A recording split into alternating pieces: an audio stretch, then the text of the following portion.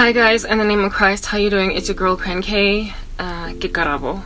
I hope you're good, I hope you're peachy, I hope you're stellar, and I hope you're in a neat little bunch. It is the 20th of November 2023, it's a Monday, and I hope to be able to get exercise in later today. Yeah, because, you know, every so often I am challenged in ways that I can't fathom.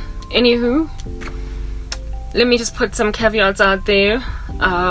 I'm wearing application makeup, so if it bounces around all over the show, have mercy, it's not the real deal, it's an app.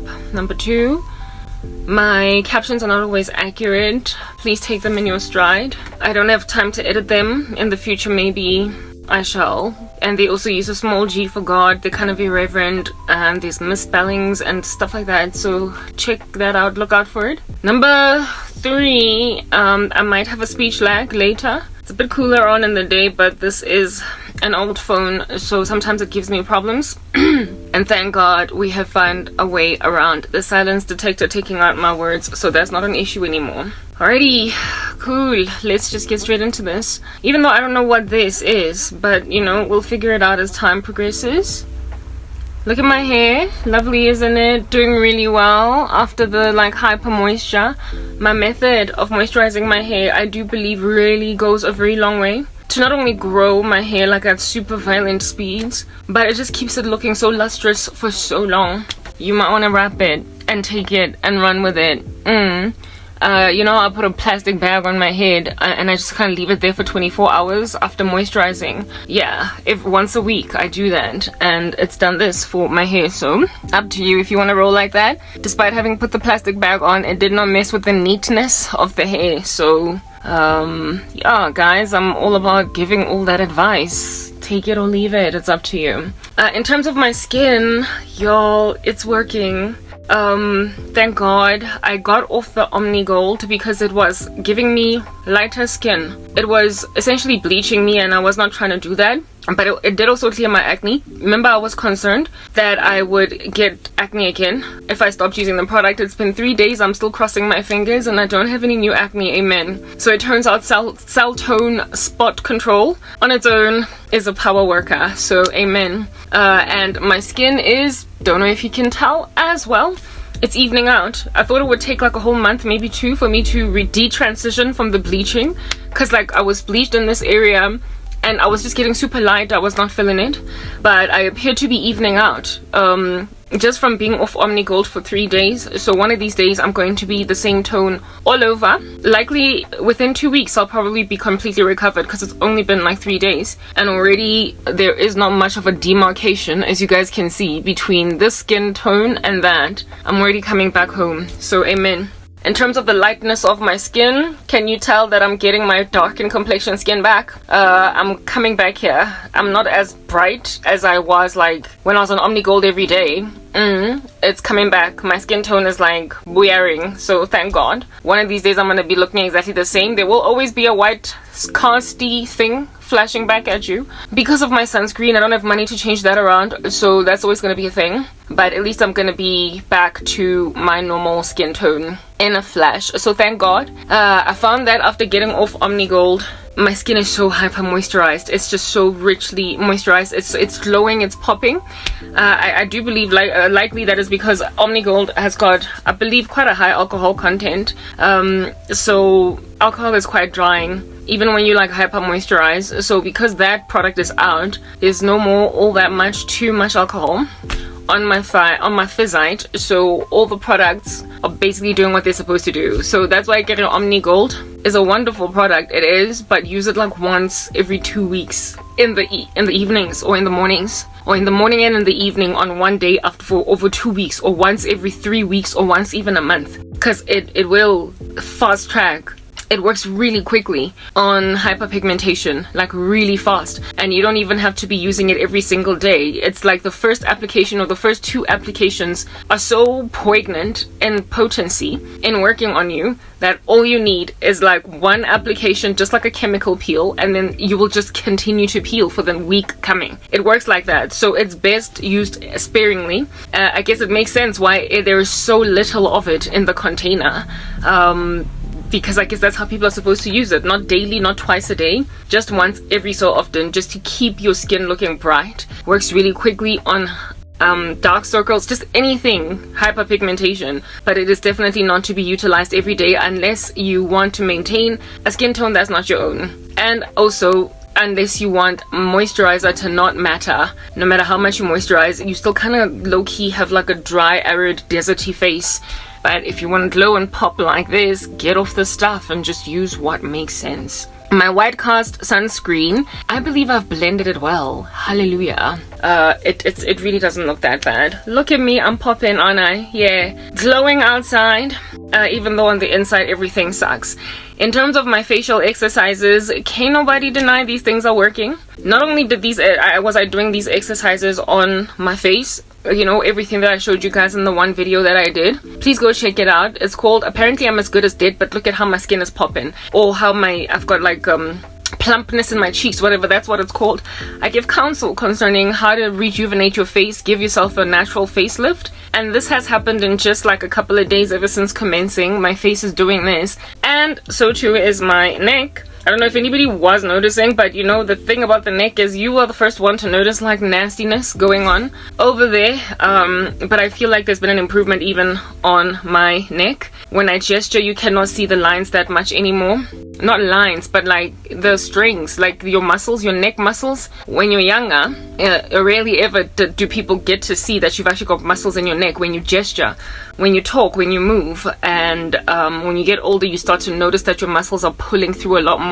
They're a lot more visible, a lot more prominent when you gesture, type thing. And I was starting to notice that it was really disturbing me. And with the exercises that I've been doing, I'm basically going back to basics. I am returning to when I was younger, where it is that there's minimal sighting of all the muscles that contribute to my vocals, to my speaking, to my gesturing, left and right, moving, all that stuff. Like, I don't want my muscles showing, all of them. That's just a sign of aging. I have managed to reverse that too with just these like exercises. So guys, love me or hate me, love me tender, love me sweet, do what you want to do, but you cannot deny that I'm onto something. And if you want to do better by yourself, just go and check out that video. And in it, I basically display my little neck exercises, my face exercises that give me this plump outward appearance. If you were to guess my age, would you say I'm 39? Doubt it. Okay. Yeah, my hair is nice and jet black. I'm taking real good care of it. It's growing, it's thick, like the hair of a thriving young person that's not yet losing collagen, that's not yet losing, what is this, pigment everywhere, you know, in the hair, no graying, nothing, that's not yet losing luster, thickness, you know, girth, all that which contributes to a youthful appearance. I still got everything down tip to toe. Day before yesterday. Yesterday I was singing like a whole bunch, and oh goodness, whoa, I was so exhausted from singing that my heart was sad. It's because I just felt like, why do I have to keep on doing all this stuff, for crying out loud? Like, why can't I just live? Why can't I just have a life? Why do I have to keep fighting so many people? Yeah, so nonetheless, whatever, we did it, we uploaded, we sang, and we conquered. I'm here now today. But the day before that, I was doing my hair in front of you guys. I made like a whole body butter that I also use for my hair. Yeah, you can go and copy that body butter, put it in your hair, but that body butter is not the only thing that I'm doing for my hair. My speech lag is coming in now. I gotta make sure that I've saved this content. Yeah. Anyway, whatever. Oh my goodness, like, whoa, please don't give me the speech like I just need peace, like, for a minute. Like, just give me peace for a minute. Phone, do that. Anyway, whatever. Yeah, that hair cream and my methodology of moisturizing has contributed to my hair growth, but I have other things that I also do, other things that I experiment on, and perhaps one of these days I will tell you what they are. I just don't have time. Usually when I'm in the mood of showing people stuff, I will just incorporate it into my chat sessions, but whenever that comes, it comes. But you can take the advice from yesterday.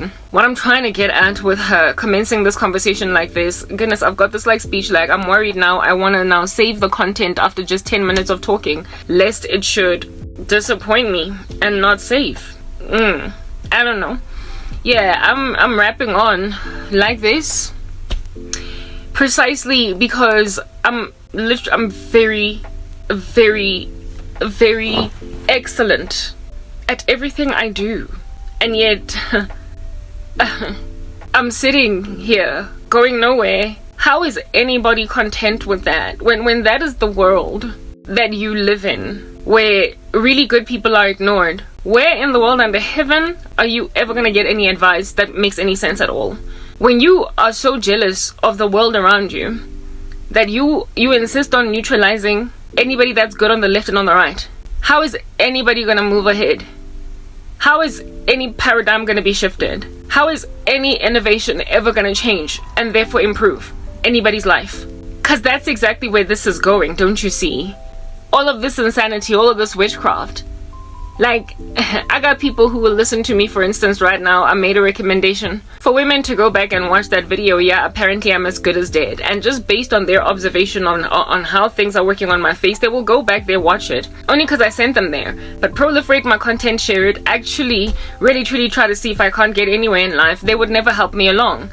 Well, I mean, if I die, nobody's gonna rock up and help you who is aging like a prune reverse the signs. Nobody is going to innovate some kind of a pioneering hair growing thing that you're going to allow to thrive. Everybody is just gonna die because you're so jealous. Is that basic? Let me save this content because there's too much of a lag for me to trust that I'm able to save content. I was able to save, but I've got a speech lag here still. So I guess I'll save every 10 to 12 minutes just to make sure I don't lose everything. The room is still quite warm. That's just the thing. It was a very hot day. It's 19:13. It's 13 minutes past 7 at night. So temperatures are still pretty high in here. Given that this room has no ventilation.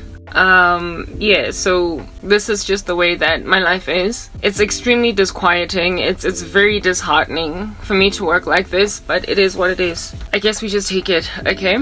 Insofar as the audio is audible, that's all we're running with. Let's just finish talking about what we were talking about. The level of insanity on the earth, never mind the earth, but South Africa is like a big thing for me. It's a big challenge. It's an issue. I can't stand this country. Like the jealousy on the ground, especially among black people, and you know, the defeatism of black people is causing everybody else to mistreat and disquiet black people. It's like making an observation that they don't even care about each other. So I mean, I guess we can just loot and plunder. So everybody else that loots us and plunders us, it is based on them making an observation that no one will come to our rescue. I was afflicted by a whole bunch of Indians in 2014 because they made an observation that black people will never come through for me. So I had the carpet pulled from underneath my feet because of an observation that was made that no one's coming for me. Anyway, whatever. This jealousy that you're rolling around in, this competitiveness, this hard knock of basically violent ambition that you're in. My question is, when exactly are you anticipating, or rather, let me put it this way, what exactly are you anticipating is going to be the end result of a population when all you can do is extract every person that is gifted in any way out of the door so that you can come out number one? Because at some point you literally can knock out everybody that you need to get to the next day. Every mind that is needed in order to survive tomorrow's calamity. Every innovator, every brainiac that can come up with a new solution to improve even your life. You will knock them out the way before they can even walk in that innovation. Just from making an observation that someone is as good as they are at anything they do, you will literally knock them out the way before they can improve even your life or the lives of your children. So what are you left with on that day? Just some mediocre society, are you not? That is just stagnated, like sticking around in one grain. One boring, unmarvelous grain. But that's the world you created around you, because as a mediocre rando that's kind of flatlining, you can't for the life of you have anybody be better, can you? Anyway, look, yeah, the very same woman that you are extracting out of society, trying to force her suicide, yeah, it appears one of these days you might just get what you want, except you won't. I'll never stop recording. Even when I'm struggling with the phone, like right now I'm struggling with the phone to a point where I'm insecure about continuing to record because it's just got such a bad speech lag. But if at all this phone dies on me, I literally don't have any more recording devices. I don't have any more recording devices. But this is what I have to deal with every day. I was very tired today. Tired is not the right word, man. Like, what do you, like, it's demonic abuse. Yeah, it's demonic abuse. I'm not tired, guys. Tired is you haven't slept even though you've expanded energy. Or you have expanded energy and you are yet to get the rest that is needed to give you energy again. So you're exhausted. This is not exhaustion because I slept. This is not fatigue because I have yet to expand any energy today. I'm still gonna go exercise. All I've done is just kind of walk up and down, washing the dishes, blah. That's as much energy I have expanded. I ate earlier, so if anything, I should be increasing in energy. I broke my fast at 6 p.m. and I ate some muesli with some fruit. I shouldn't be tired, but my body is kind of zonked, drained, because of a bunch of psychopaths. Others might imagine that I speak too much about witches and witchcraft. But when your whole life is encircled by exploiters who are mediocre, and because they're as mediocre as they are, they cannot for the life of them impress anywhere where they go. Because like I said, flatlined and mediocre are they. So in order for them to continue to look good, the very people that they kicked to the curb to make sure they can never breathe, yeah, they gotta keep draining them. They gotta keep on expanding their bodies and their ecosystem that they might exsanguinate ideas. You're gonna keep on coming back to your victims so you can drink their blood as through a straw. So you keep them alive, barely, intravenously, so you can drink out of them. I guess in that way you're similar to the agents in the Matrix, right? Where your victims are like batteries, fueling your machine of hallucinations, aberrations, frankly, that are in an ecosystem that ought not be there, but that you're pretending are the real deal. Everything is mediocre, and if there is any excellence in the room, it's only because you have exsanguinated it out of an excellent person that you're drinking the blood of, as through a straw. Anyway, whatever, we're done rapping on about that particular phenomenon. Let's just hope that despite the speech lag that I have over here, I'll be able to continue to speak about what it is that I saw in a dream. I get dreams. Herein lies the thing that I actually want to talk about. Oh, goodness gracious. I'm bitter. I won't even deny that. There are people who think calling an individual bitter is a tease or a mock or a diss. No, it is a side effect or a reaction following a trajectory that they were placed in that put them in some kind of shoddy straits and they didn't gain justice. Bitterness is essentially unencountered justice. Yeah, bitterness is unencountered justice. So anybody at all that prides themselves in teasing a person for being bitter, it's like, shut up, what are you doing? You're basically priding yourself in there being no justice in society, okay? People only get bitter because they get dealt a bad blow, alright?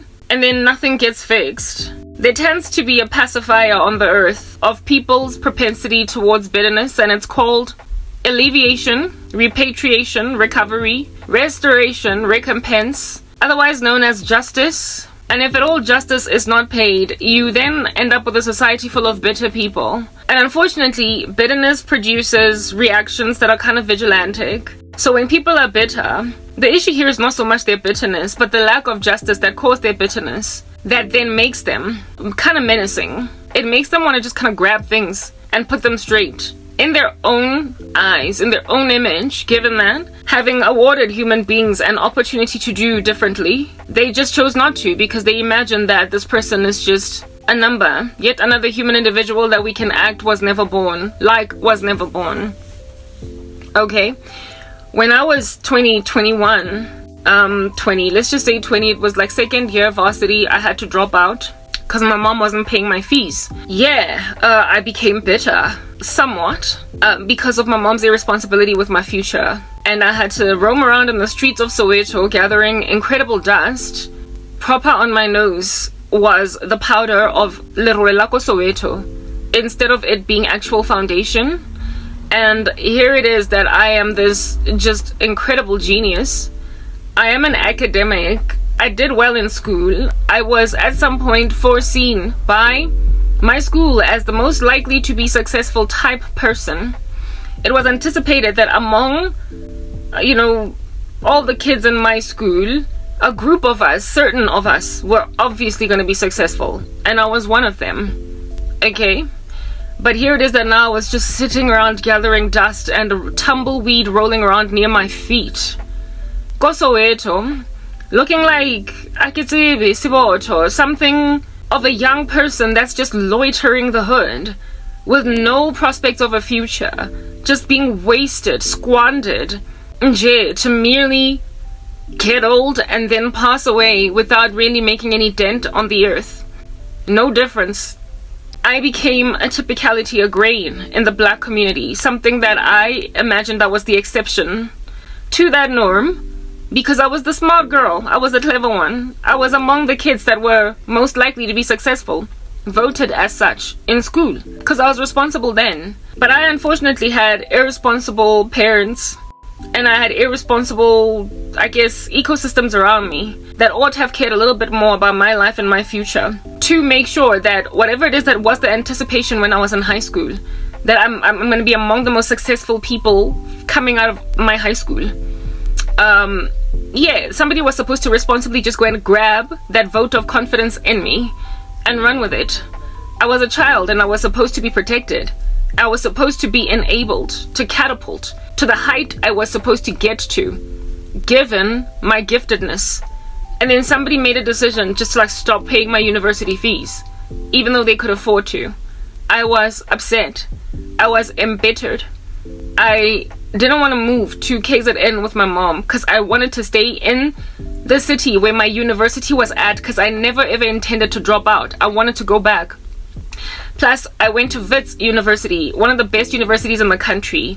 I was not about to go and register at any other university in the land other than UCT, because I had standards. And since I wasn't in Cape Town, but I was in Durban, I was like, no, it's either Wits or UCT. And Wits, I stayed in Gauteng because that's where my school was at. And even though I was not registered anymore, I intended to go back exactly there. So in trying to protect my own future, I stayed in Gauteng even though my mom got a job in Durban. She tried to get me registered at some lowly Durban university, and I was like, I'm not going there. I think it was University of Durbanville or something. I was like, I'm not going to a substandard university to Wits. I qualified to get in as that basic, I'm getting a Wits degree, please. Yeah, well, she left me behind even though she could afford to pay my fees and send me back. So I ended up staying at my cousin's house, Kosoweto. And this cousin was my best friend, and I trusted that she would treat me well. Unfortunately for me, she changed and literally treated me like freaking Cinderella. Like, what are you doing? Yeah, I became tight as a result with her little sister. She was a blessing, a massive one, in disguise. 4 years younger than me, nonetheless, it's like we were the exact same age. So I found solace in in her little sister and her boyfriend. We used to hang out all the time. They were comforting to me, but this cousin started to treat me like violent trash because she was always very competitive. And when I went to varsity and she just carried on working some secretary job, it was challenging for me to be the academic while she was just a school leaver. Yeah, she changed on me, but I ended up making friends with her little sister. But her little sister remember, I'm only like in second year varsity. The year that I was sitting around gathering dust, it was third year. It was gonna be third year, but I was not going to school. My fees were not paid, I could not return. So I was just hanging around in the Gasi, telling myself that I'm gonna get myself a job. And then I'm going to save money for a year to pay my fees off, and then raise registration money to take myself back to school part-time. Then I will work and study at the same time. So I had a mission to take myself back to school. That was a whole plan. I was never going to achieve that sitting in Durban. It was going to regress me. If I was in KZN, I was going to lose sight of my goals. So I had to keep myself in an uncomfortable environment where it is that I was in the ecosystem of my dreams. I was not going to leave that place even if it was uncomfortable. It was frankly a lot easier to live with my mom because of the fact that her house was just cleaner. There was better food. I was more accustomed to the comforts of my mom's living environment. I did not like being at my cousin's home in Soweto because even dinner, they like dijo tsa koteng, there were just these just so much freaking rationing. I couldn't deal. Like at my mom's house, my mom, there was a time when she used to work for Woolies in HR.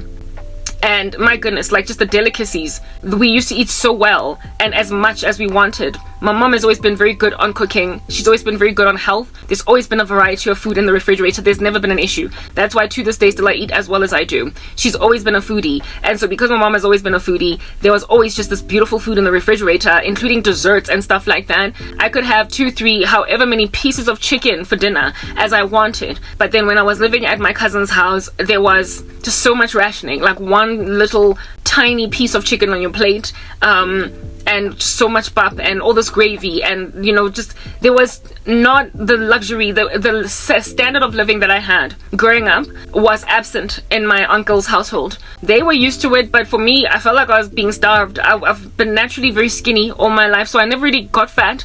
Therefore, my mom's opulent eating habits never really got to my waistline. So I imagine that maybe because my aunt and uncle imagined that I was a small eater because of how skinny I was, given that he had chubby daughters. Like, I don't even know how my cousins were so chubby. Like, both of them, they were chubby. They were kind of biggish, right? On the larger side, they were never skinny girls. I don't know how they got fat, because there was just no food. Like, it's just that basic. Not enough. It's not like they were poor. They just grew up eating that minimally. But I had come from basically eating like a queen and a king. You know that saying, eating like a king? Back in the day, the supply chain was an issue, where it is that provision for entire cities was feasible through industry and trade that put basically food on FMCG shelves, such that the late Jane and the late Joe on the street can go to Woolies and buy bread.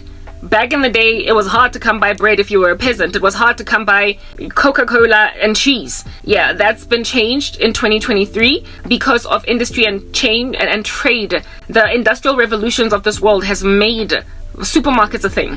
Yeah, so you find food readily available in very many places. Therefore, there's no longer such a thing as eating like a queen or like Beyonce or whatever. But back in the day, eating like a king was really a thing, because only kings had, I guess, all the crop and the produce of the land pretty much harvested for their palaces.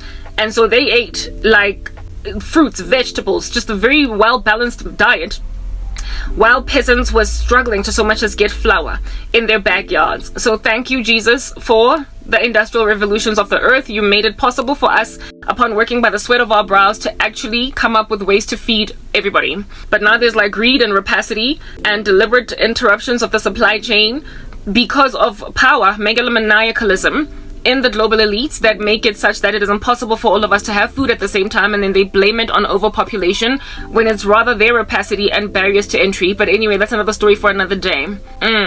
Yeah, well, I used to eat like a king or palace, dweller type. Oh, come on, this computer, like, don't give me that grief. Just switch on, for crying out loud. Yeah, I used to eat like a queen in comparison anyway to my cousins, and I don't know what that was about. They were not struggling financially. They were not a suffering family, but they had peasant lifestyles in terms of their diets in a way that I didn't. I was used to, when Woolies was new, when Woolies branched out into food,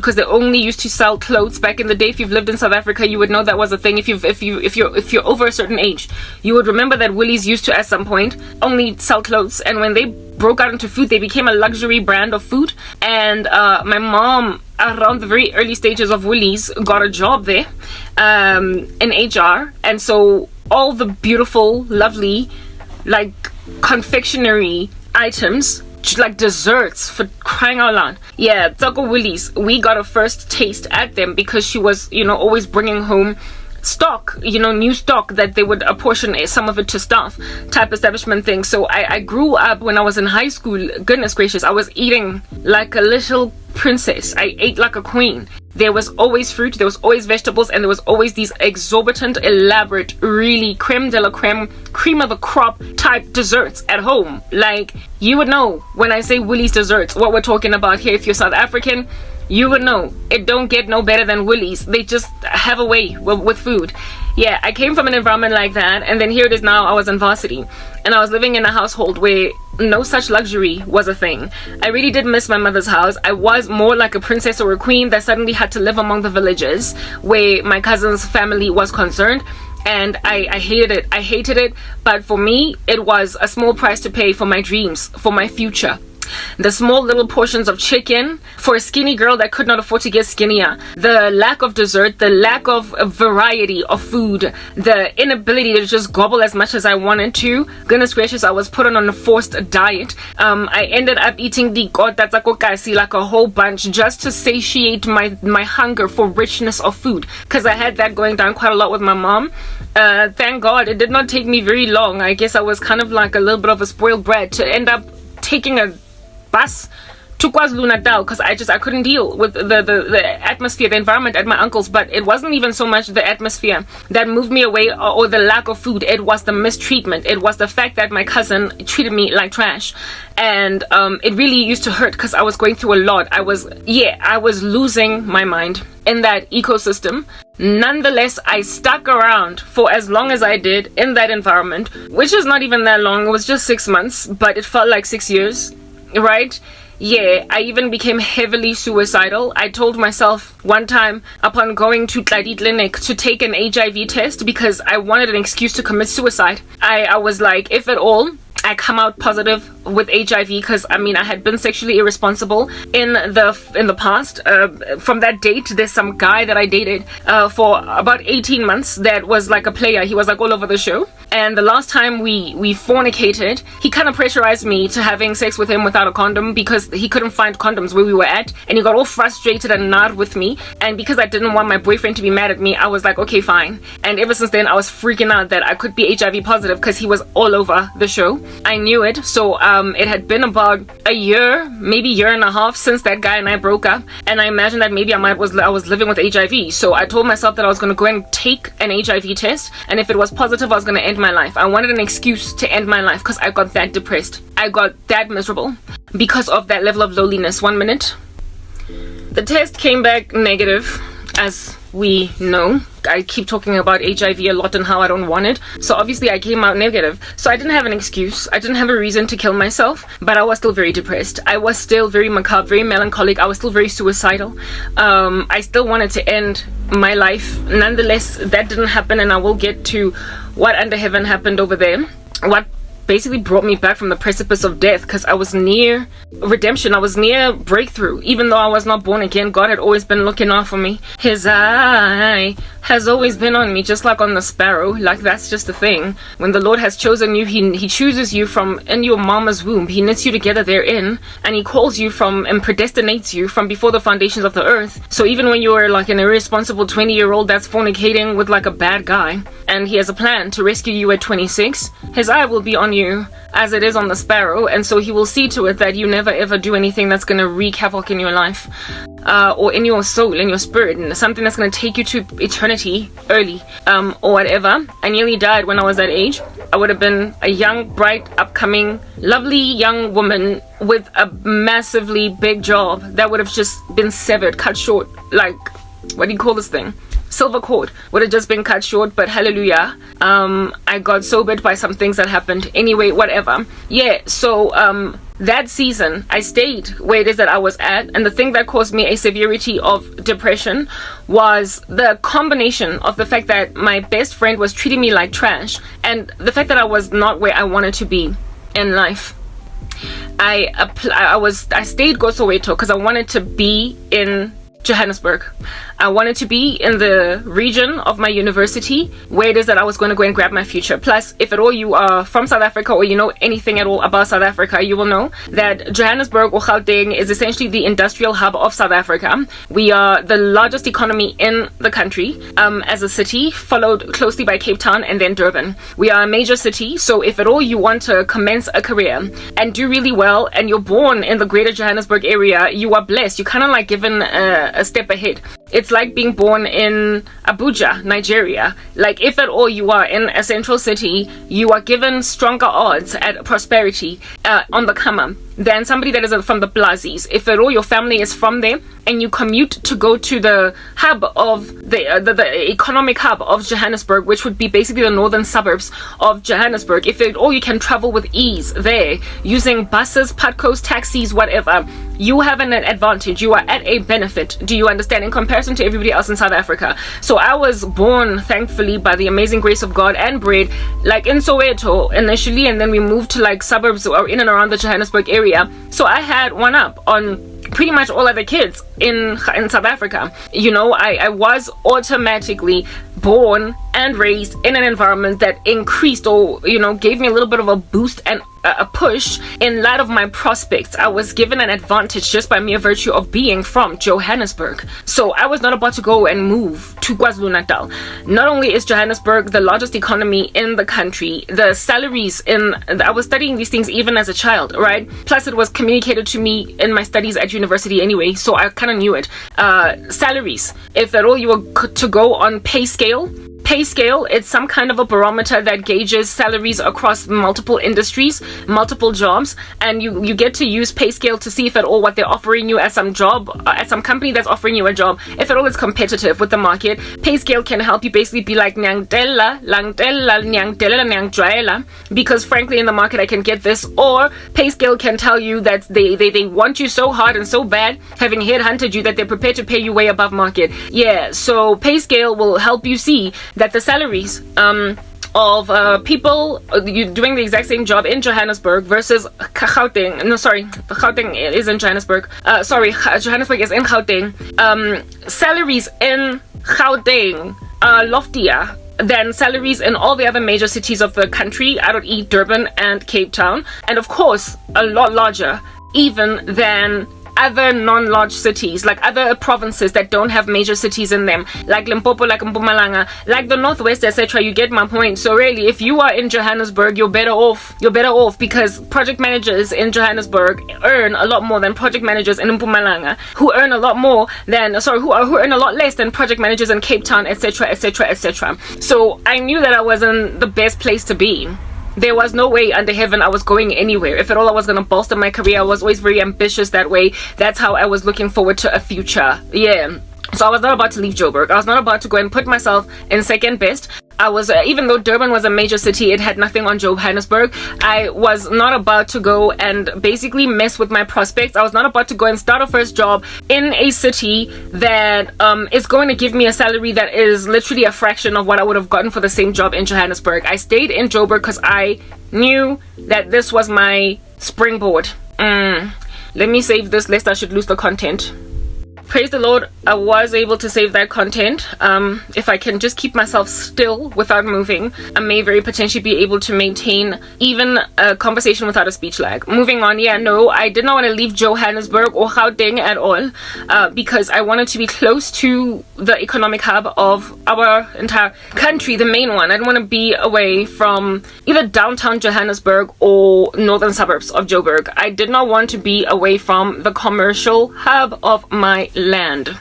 That's what's good. So I stuck around in Soweto knowing that I could always commute from there. I could always take taxis, padcos, buses, whatever, just to get to where I need to get, right? I also did not want to have to travel multiple kilometers just to get to a job interview that I might fail. It would be less disappointing that way. Like people who come from the Blasies who want desperately to move to Jozi Maboneng, getting a job interview and having to literally travel over 2 days, 3 days just to go to a job interview that they may or may not get. I did not want to have to travel to Joburg from KZN, where my mom was at, when then I would get an interview only to be disappointed. I wanted to stick around. Sadly, however, I was sitting around in Soweto, which would have been okay if my cousin and I had stayed tight. If we had stayed alright, I would have had, like, you know, I loved my cousin so much and we were so close that it was basically ideal for us to live in the same house because we loved each other so much. We grew up next to each other. We liked each other more than we liked our own siblings.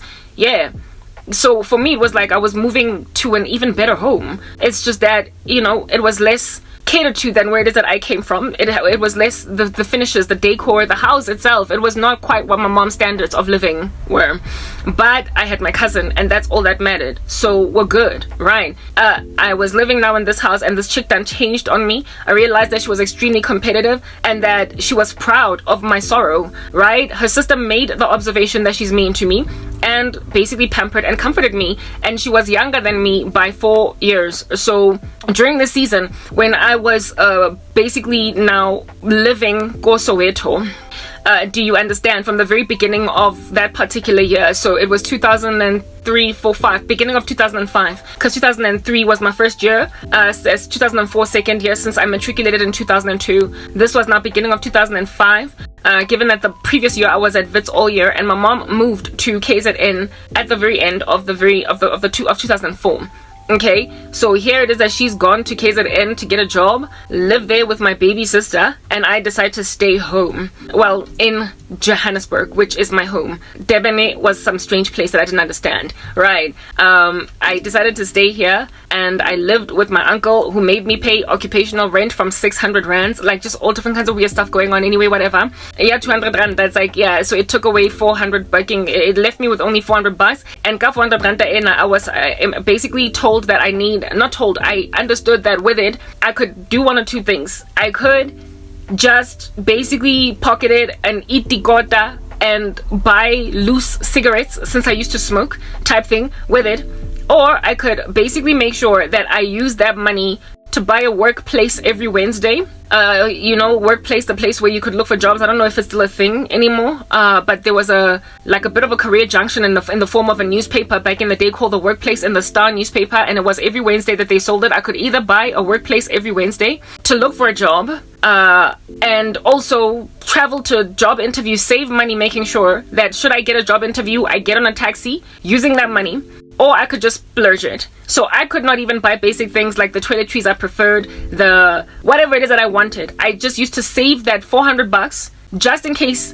No, never mind, just in case. I used to use that 400 rands to buy a workplace every Wednesday, and the money, the coins, like there were these public payphones. Did I have a cell phone at the time? I can't remember, right? I believe I might have had like some 3310 angazi, but like it was very, very expensive to attempt to call a corporate, that you saw the number of in a workplace using a cell phone at time. So there were like these container boxes that had public payphones, that you could basically pay for a minute to talk, and it was cheaper that way. So I would save this money to basically make phone calls to companies that advertised jobs, like call center agents wanted, a receptionist wanted, blah blah, anything at all. I just wanted any job that would help me raise money to take myself back to school. I did not care about the girth or the quality of that job, understanding that I was a school leaver that had no qualifications, who had dropped out of university Gankane. I could not be expecting a job as a project administrator or whatever, right? I was literally just looking for call center jobs that did not require any experience, blah blah. Yeah, I was a complete school leaver. And I used to take that money and wait online when, like, literally music playing in the background while you hold for minutes on end, as this thing is just billing you until somebody is like, Old Mutual, hello, how can I help you? Oh, I saw a job placement in the workplace, only for them to tell you, oh, sorry, no, the vacancy, we've already got enough people that have called in for the day. Better luck next time. Thank you, bye. And by then, you've already spent like 25 rands out of 400 rand. And this is something that I would be doing for days on end until I ran out of money. And then I couldn't anymore. I couldn't, because I had to wait until the next month to get money from my mom. And if at all I did successfully get like a job interview, right, they allowed me to go there, I would find out that it's cold calling, and in other words sales, and I could not do cold calling. I hated it. I was not about to go out like that. I tried one time. There was actually a job interview that I successfully interviewed for, where I found out that it's cold calling for T-Mobile, where we had to sell cell phone contracts to people not even in South Africa but in the UK. And I went there for a week, and the next week I couldn't go because I didn't have money. The next week I couldn't go back to work. I hated the job, but I told myself I'm gonna ride it out, because they not only paid you commission, but they also gave a basic. The only reason I took that job was because it had a basic and a commission, and I could not stay because the next week when I tried to go to work, I was told house ifedile. What in the world? That was my life. That's how hard that's how what barriers to entry I had. That's what limitedness I was endured through as a 20-year-old girl, woman, trying to basically break out of the mold of poverty. So that whole life situation really severely depressed me. It depressed me because, remember, I was bright. I was really gifted. I was basically earmarked by teachers and some students that I was going to be among the most successful people because I was the kid that everybody was looking at on that's a star. And when you're the star, now sitting around as she need, gathering dust in the kasi, smoking cigarettes and eating the gota that you are hustling, stealing, what do you call this? The kuku. My uncle used to sell cool drinks and beers and stuff like that. Every so often my cousin and I would steal one, sticky fingers type establishment thing.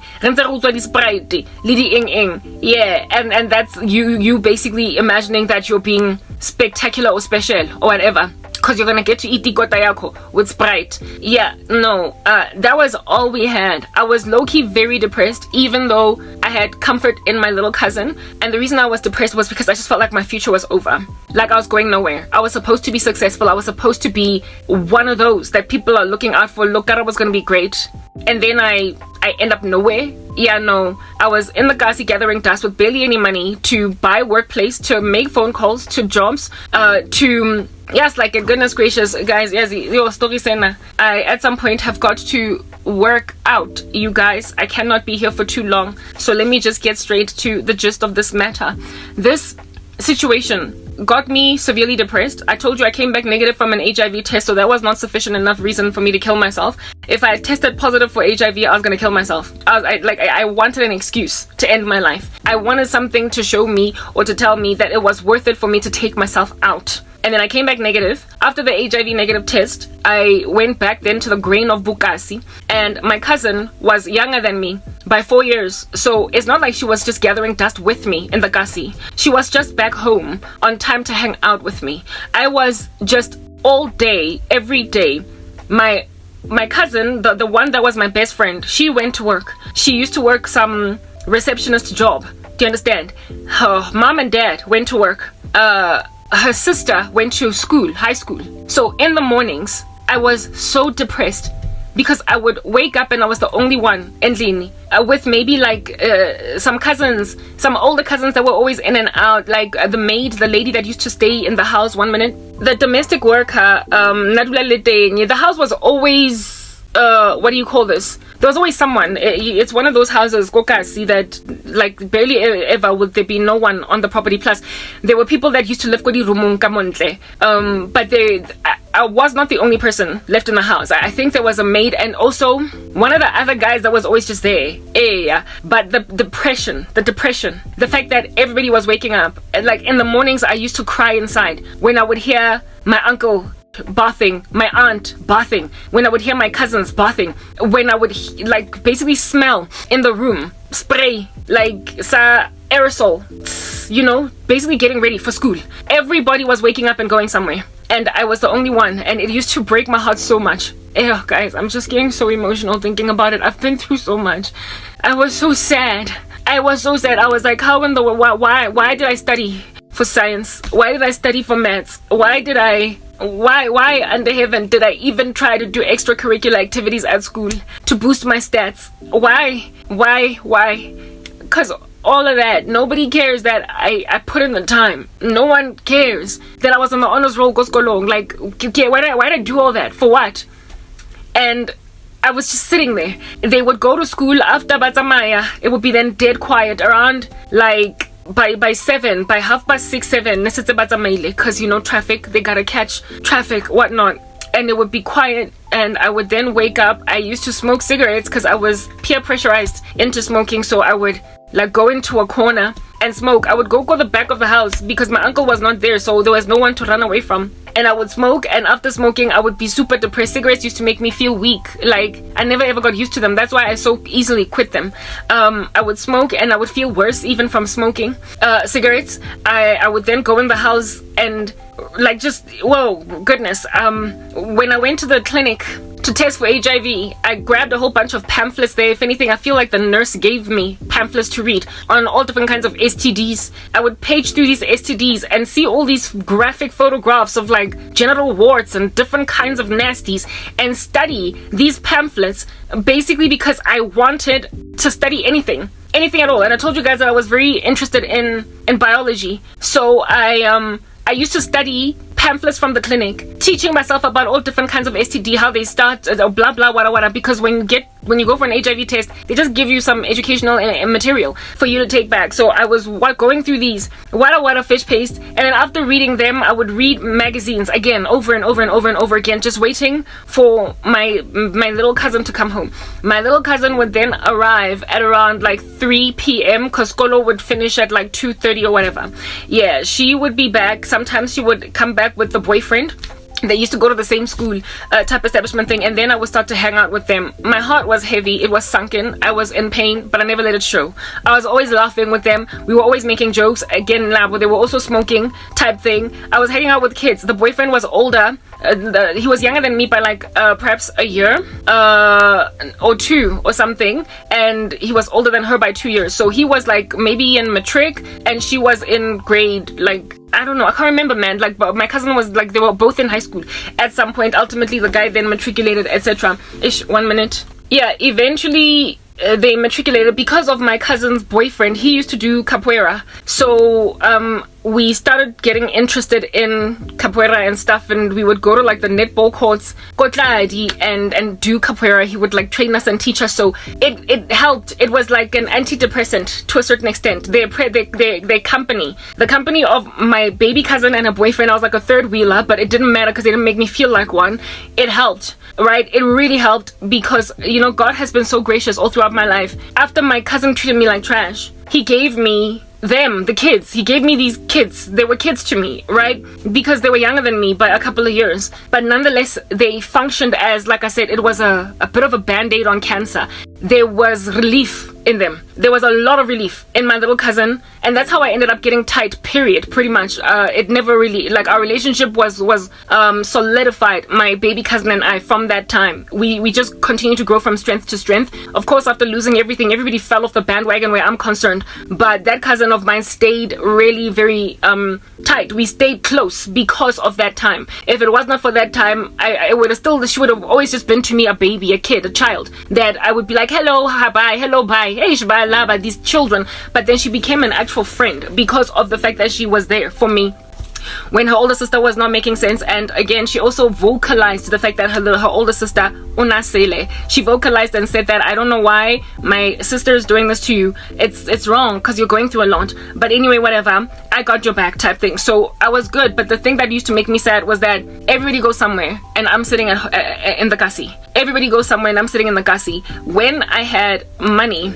which was barely, like, just at the beginning of the month, that's when I would buy the workplaces over like 2 weeks, and then like call, and then there would be 2 weeks where it was dry and I could not now go to the workplace. My cousin used to finance, my little cousin, she used to finance my kotas, she used to finance my cigarettes, she used to find, basically because she used to get keri from her dad, right, and her mom, who used to give her money. She would finance these things when I would run dry type establishment thing. Like, God has always made sure that in spite of irresponsibility on the part of those who were supposed to take care of me, that there was always kids taking care of me, like kids my age, or, you know, like with my cousin, she was younger. Like when I was in high school, I had this friend that I used to walk to the taxis with. I used to walk from my school, which was quite a distance, to where it is that I would get taxis that would go to North. The other day I said Bree. That was a mistake. I wanted to say North. I would go to North taxi rank. I had to walk quite a distance because the ones that were outside my school only went up to Bree. So if I wanted to get to North, I had to walk some distance. And there was this chick that I used to walk up there with, and now she would take taxis that would take her to her neighborhood, which was not very far from my school. And every single day she used to buy me KFC, even though I had absolutely nothing to my particular name. Right, so I've always, in spite, 1 minute, In spite of remember I told you guys is it yesterday's or day before yesterday when I was talking about baby Jake Matlala and how he used to shella high school girls. I spoke about, and I was busy lamenting in that video about these men that are similar to baby Jake in that type thing. I spoke about how my parent was very miserly and never used to give me like enough pocket money, and it was just such a problem for me. I only had just enough to get on taxis, and sometimes I wouldn't even have lunch at school because I wouldn't have time to make it, so I would go hungry all day type establishment thing, and then I would only eat when I got home. Well, I had friends that always fed me. Like I was fed by my girls in high school during the day lunch and the afternoons and after school. I also had this like friend that almost every single day, like without fail, clockwork for something like maybe over 2 grades, maybe grade 10 and 11. That's when I used to stay in Alberton, and so I would have to walk up there. After that, I had moved to another neighborhood, so I was not using the same taxi route, and so I didn't walk with her anymore. But for those 2 years, she would.